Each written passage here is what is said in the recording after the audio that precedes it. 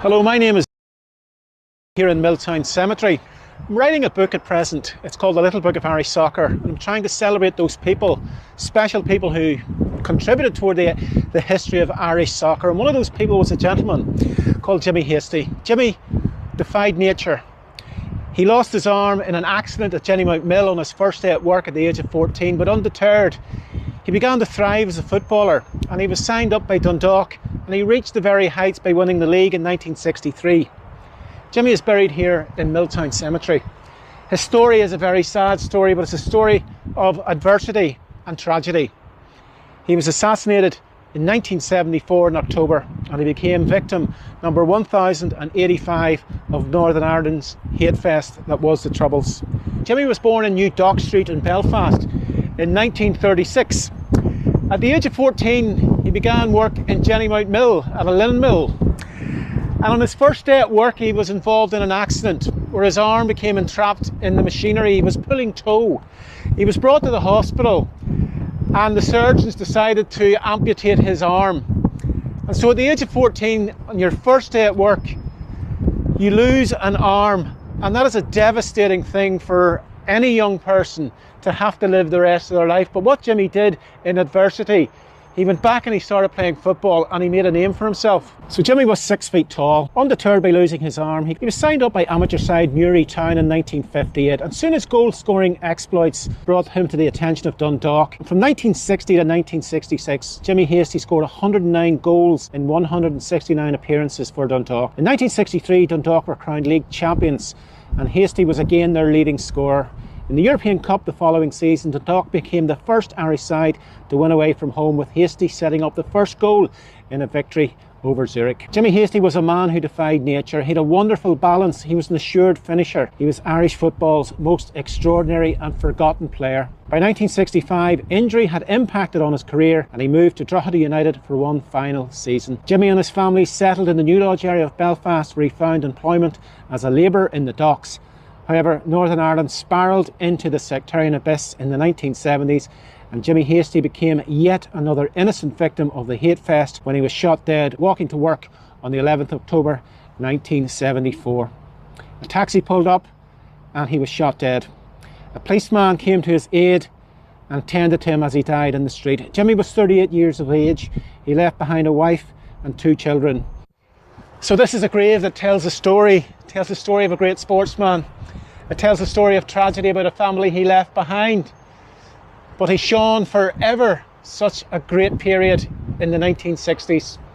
We'll just read to you from Jimmy's headstone. It says, "Hasty, in loving memory of my dear husband and a devoted father, James Jimmy, who was assassinated 11th of October 1974, aged 38 years.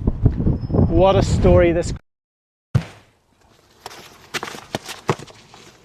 This is Coleraine Cemetery in County Londonderry. This is the final resting place in the town cemetery of Bertie Peacock MBE. He's commemorated on his headstone as a devoted husband, loving father, grandfather and great-grandfather. He passed away on the 22nd of July 2004. Born in Coleraine, he played initially for his hometown, and he played a number of appearances for Glentoran before he moved to Glasgow Celtic, where he made 318 appearances between 1949 and 1961.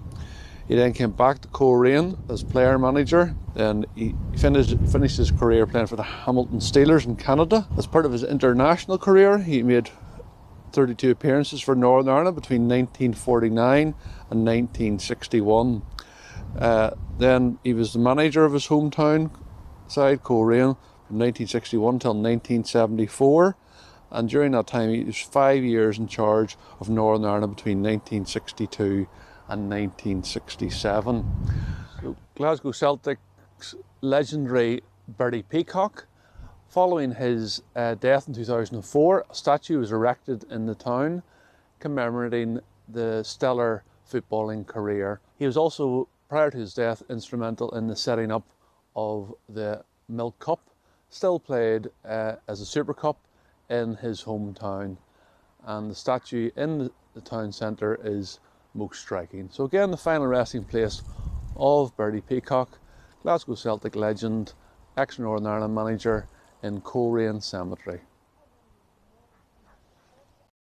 This is Carnmoney Parish Church outside Belfast in Newtonabbey, and this in the graveyard here is the final resting place of Tom Scott. This headstone was erected by Cliftonville Football and Athletic Club to the memory of Tom Scott, and he was a goalkeeper. He made his debut for Ireland as a 21-year-old and in 1893, and so for many years he was a faithful and valued member of the team. He was born, as you can see here, on the 9th August 1873. He passed away on the 12th of May 1908. So he wasn't very old when he died. He was a sickly person, and so sadly after his career finished, he died in his 30s.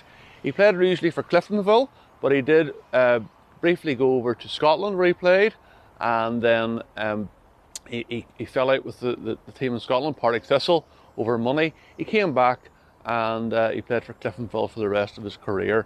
So he was capped on a number of occasions for Ireland as a goalkeeper, and this is his final resting place here in the parish churchyard at Carnmoney. And of note also at this grave is the unusual addition to the grave where it says in the corner of the grave, Tom Scott interred here. So this is the final resting place in Carnmoney Parish Churchyard of ex-Cliftonville in Ireland football and goalkeeper Tom Scott.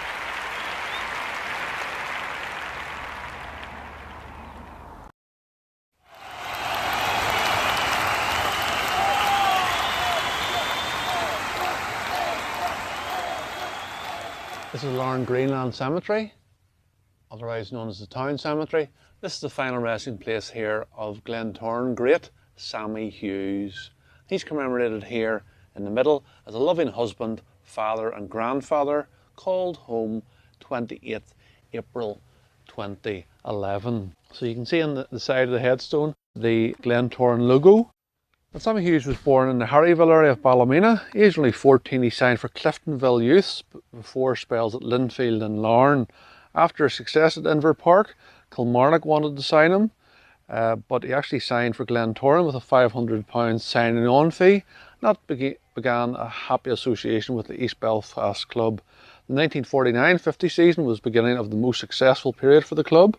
The season also witnessed the return of Glentoran to the Oval, which had been destroyed in the German air attacks in Belfast. Sammy Hughes reached his zenith in 1952-53 when he accumulated 64 goals, then a post-war record collecting Irish League, City Cup and Ulster Cup medals, and winning the prestigious Ulster Footballer of the Year. So in the 1953 season then, he played in 37 matches and scored 30 goals. He also played in an epic 3-match cup final against Derry City, watched by an aggregate of 93,285 spectators at Windsor Park. Sammy Hughes' career total was an astonishing 287 goals in 378 matches, and his feats as a centre forward are now heralded in story and song, and he ranks third in Glentoran's all-time scorers list. Sammy Hughes is still remembered by the Glentoran fans. He still sings songs about Sammy Hughes. There's an image of Sammy as well at the East Belfast's Oval ground as well on the back of the stand. So again, this is Larne Town Cemetery, final resting place of Glentoran great and legend Sammy Hughes.